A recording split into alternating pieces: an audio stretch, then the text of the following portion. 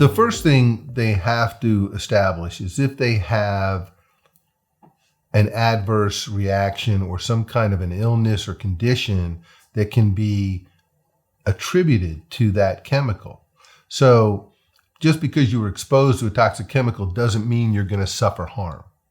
But if you do, then you really need to discuss it with a lawyer as soon as possible. And the reason for that is because once whatever illness or disease or condition occurs that can be attributed to the toxic chemical, what's called the statute of limitations begins to run. In most states, that's 2 years from the date that the illness manifested itself or first was diagnosed. Sometimes it's as short as 1 year. So it's important, as soon as you have been diagnosed with that kind of an illness that you think could be attributed to a toxic exposure, you talk to a lawyer about it. And not just any lawyer. You really need to talk to a lawyer that has experience handling these kinds of toxic exposure cases because they're complex, they're high value, and if the lawyer is not well suited for that kind of a case, a lot can go wrong.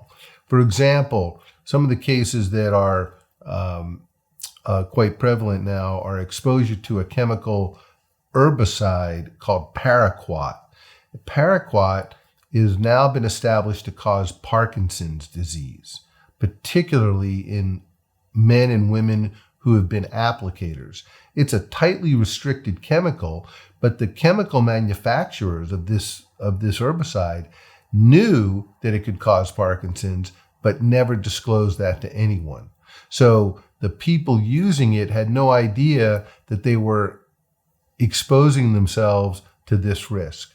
Once they have developed Parkinson's and they learn about the connection to paraquat, it's imperative they speak to a lawyer as soon as possible because the statute of limitations is running. And if the 1 year or 2 year period expires, then there's no basis to bring a claim after that.